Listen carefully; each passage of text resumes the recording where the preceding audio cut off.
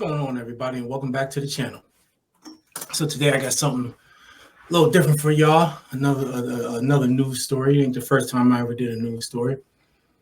You know, it never ceases to amaze me what people will do for money. So today's story, we have 5 women who were arrested for $1 million mail/return scheme. So what I'm going to do is I'm going to read the story first, and then we'll listen to the news story, okay? All right, so this is from ABC News. It's a local news station. So it says in Washington, 5 sisters are facing decades in federal prison for an elaborate mail fraud scheme that netted them more than $1 million over about 2 years. Federal prosecutors say the sisters would make fraudulent returns by pretending to return an item through the mail to get a refund, then returning the item at an actual store to get a second refund. It was over 2 years they committed the fraud, and we know it was at least $1 million that was lost to fraud. And then they list their names. They all about the same age, too. 4 of the 5 sisters appeared in court on Monday and pled not guilty to the charges, and they were released. So let's go ahead and go to the video news story. Well, Mary, the sisters are facing decades in prison, each charged with 25 counts, including mail fraud and conspiracy to commit mail fraud. Each of those counts carries a maximum penalty of up to 20 years in prison and a $250,000 fine. Our cameras captured some of the defendants leaving court today. Investigators say the sisters would make online purchases shipped to them through FedEx, then request a return. They would then pretend to return the items using self-service kiosks at the post office to scan the return label, which would then get the refund issued, but then not actually return the merchandise. Then they would go ahead and turn around and return the merchandise in person at a brick and mortar store, getting a second fraudulent return. See, right there is a problem. And this is something that Amazon does. When the buyer puts in for a return and the item shows it's being scanned, the refund is initiated. And that's the problem with that, man. So, I mean, seriously, now these ladies got caught, but it took 2 years for them to get caught. How many people you think are out there doing this same little scheme? Maybe on a much smaller scale. I mean, they went full blown industrial with it. They made a whole business model out of it. And this is one of the reasons why they got the federal charges. And this is what's going to make it worse for them, is because, and we'll see later on in the story, they was doing more than just going to the kiosk and doing all that. There's more that they was doing where they was crossing state lines. But so they made it a lot worse for themselves. But I really don't think, and tell me in the comments below what you think. Do you think that retailers, online retailers, whatever, Amazons and them, do you think they should wait for the return to actually show scan and delivered back? Or do you think refunds should continue to be initiated once the item is scanned? And I want you to answer this not from a seller's point of view, maybe from a seller's point of view, but more so from a buyer's point of view. When you put in a return, when do you want your money back? Because sometimes the seller, you might be like, no, this should be only when I get my item. But then as a buyer, I don't want to wait. I want my money back sooner. So I can see both sides. However, the side for refunding as soon as the item is scanned is wrought with issues of fraud. You know what I mean? You can't even check the item, let alone if you even get the item back. Well, let's continue. They would then take the physical items that had been delivered to their homes, and they would travel to different states across the country. We know they went to California, Colorado, Arizona, Florida, Michigan, all over the country. They was about that life. They wasn't just doing this in their hometown. Can you imagine? Just think about how many items and how much time and effort they're putting into this to buy all these items over a 2-year period. I guess if you want to split it up, they was doing $500,000 a year in returns. Crazy. All the travel, state to state, to scan. And then after they scan and get the refund from the scan, to go back to the brick and mortar store and get the refund from that. How is this even possible? How is this even possible? And wait until you hear it, like, it was only one store. It wasn't even like a bunch of different types. To return those in person. In a There you go. 500,000 in cash, 500,000 in gold jewelry. They had 5 Teslas. Damn. That's crazy.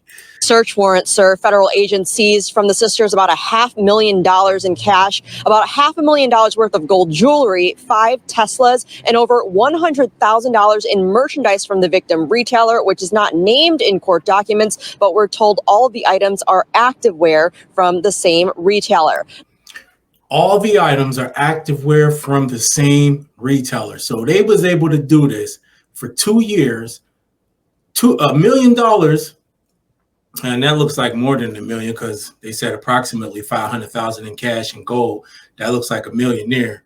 And then they got 5 Teslas, 100,000 in merchandise. So from the same store. So it ain't even like they was doing Amazon and eBay and Costco and Nike. Like they don't name the store, and they're probably not going to, because why would they, right? But apparently that store has some leaks and ways that you can get through and not get recognized after doing what was probably tens of thousands of transactions. Now, granted, there was 5 of them. So seeing that there was 5 of them, I mean, that spreads it out a little bit. And they was going state to state. They was calling themselves being smart about it. I wonder if they was using different credit cards. I mean, you got to think, right? If you're going state to state, it's so you don't get detected and everything is done in one city or one state. But then it would be kind of stupid to go state to state and be using the same credit cards for all the purchases. I wonder if they was using like those stowaway credit cards. And I'm not saying that they should do this at all, but it would have been smarter to use like throwaway credit cards, not your own personal credit card. I just can't believe it took so long for this retailer to catch on to them. It's crazy. Like I said, it's 5 of them. So I see it's a little bit harder, but man, they still each had to be doing tens of thousands of transactions. Had to be. Wonder how many credit cards they use. Now, 4 of the 5 sisters appeared in federal court today, pleading not guilty to the charges. They were released home on the promise that they would return to future court dates and they must surrender their passports. Hey, we're going to let y'all go. But y'all got a pinky swear now that y'all going to show up for these court hearings. Oh, my goodness, man. I've seen people go to jail for less, have a harder time getting out than that. That's crazy. Reporting live in Seattle, Leanne Wynn. 5 sisters now face federal charges for alleged mail fraud. Investigators say they made more than $1 million in fraudulent returns. And I talked to reporter Leanne Wynn about the latest details surrounding this case. All right, Leanne Wynn, thank you for joining us to talk about this story that you've been working on today. And, these are some really serious charges against these 5 sisters, more than $1 million stolen. What's kind of the backstory here? Well, the federal government is alleging that they had quite an elaborate mail fraud scheme going on. So what they're saying that these 5 sisters allegedly did was that they would make online purchases through an online retailer. It was over $1 million worth of activewear over a period of about 2 years. They've been doing this apparently since March of 2022. So what they would do was make the purchase online, then start a return. And so then when they got the shipping label back for that return, they would go to a self-serve kiosk at a U.S. Postal Service, scan the return label, but not actually return the merchandise. So once they scan. Go figure. And see, this is what's really going to get them, the feds stepping in and hitting them with these federal charges, because they use the mail system to defraud these companies. It would be one thing had they just got caught for, doing false returns or whatever you would call it. And I guess you could just do that is if you was buying from the places, but only going back to the brick and mortar for the return. That would be one thing. But by going to these, the post office or whatever, they said FedEx too somewhere in there earlier, and scanning it, they use the mail system to defraud them. And so that's what's going to make the case even stronger. And they can track it. And all that stuff is in the system. And what else is crazy is I made a video a couple weeks back or so about how companies are tracking returns now and saving information for each buyer. It makes it easier to track people's spending and return and to try to curb return issues. But this is one retailer they was able to do this with. So either they didn't have that system or it don't work that good. Scan that return label, they would automatically get the money for the return, but they wouldn't actually return the merchandise. Then they would go to a brick and mortar store and return the merchandise in person and then get a second return for that same purchase. So what the federal government is alleging is that they did this, defrauded this online retailer for more than $1 million worth of merchandise, again, over the course of 2 years. So we're talking about a lot of money, and we're talking about some pretty extravagant moves that they did to carry this out. I understand a search warrant was served. What was found with that? Right. So they served a search warrant last week on multiple different locations, and they were able to seize about $500,000 in cash, about $500,000 in gold jewelry, as well as five. They had $500,000 in cash, though. That's crazy. And you know what else? Damn, what was I going to say? The activewear thing. And you got to think they're not. So not only are they not going to say the retailer name, they're not going to say what type of, what brand. So they're not disclosing either of those. But if I was them, and I'm just saying, like, they had to have been, to make it worth it, purchasing like higher end activewear. You know what I mean? You got to think, right? Because like you ain't going to be doing $10, $20 items trying to get your way to $1 million. You know, they probably doing stuff that's $50 plus. I mean, to make it worth it, right? Every 2 returns is $100. But man, that's, you know what? Let me see something. So look, if I do, let's just play with some numbers. Of course, we don't know how much this stuff costs. We don't know what was their average return price. You know, you got the average sale price. They had the average return price. We don't know what their average return price was. But let's just say $1 million, right? Okay, $1 million divided by 50. Let's say their average return price was $50.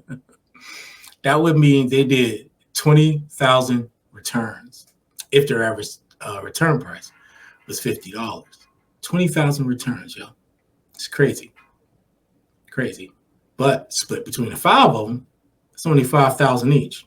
I guess the numbers work. And then I guess that would be what, 10,000 if it was 100, right? Yeah, it would be 10,000 if it was 100. And if their average sale price, or their average return price was $100, it would be 10,000 returns, which would be a little bit more manageable, I guess, right? Because that's only 2,000 returns each. Hey, man, I don't know. It sounded like they had their system worked out. They had their processes in order. You know what I mean? Only thing they didn't account for was the fact that eventually somebody was going to catch on to this. Different Tesla vehicles and over $100,000 worth of merchandise from the victim retailer. Now, at this point, we don't know who that retailer is, but we do know that all of this was happening at the same store. And yeah, that was just the same one retailer. But the federal government was also telling us that these sisters would make flights to different states to make some of these returns. And that I would assume was just to try and avoid detection. So they were going to making flights to multiple different states and then doing multiple different returns in that state. And then they would come back home to Washington State. What happened in court today? So 4 of the 5 sisters had arraignment and detention hearings in federal court today. They all pleaded not guilty to all of the charges. And they were also released today. The 4 were released today. Granted, they have to give up their passports. They have certain release conditions that they have to abide by. But 4 of them were released today with the promise, to appear to their future court dates. And then all right, that's the end of that. It's crazy, man. People out here making business models out of it. And this is just one of many, many stories. I know Rockstar Flipper had a couple videos lately. He had one about a logo, or not a logo, a Lego scheme where a guy was buying stolen Legos and reselling those. I think that was like a brick and mortar.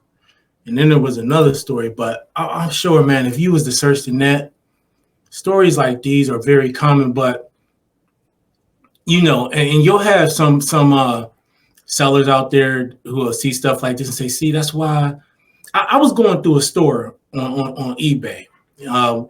One of the biggest stores, I want to say just maybe in my category, it's definitely one of the biggest stores on eBay. Okay, let me look at my saved sellers real quick.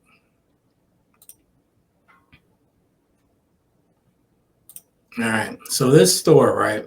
I'm not going to say the name, but this store has 25,899 items listed.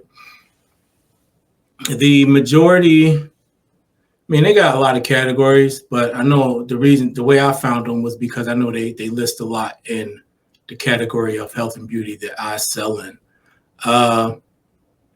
But I noticed, because I was looking at, they charge shipping, and the one thing I was trying to look at was like their return policy and all that, and I noticed that they do not accept returns.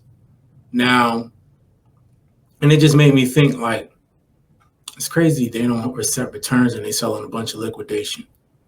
I don't know how that's going for them. Might be why they had 97% feedback.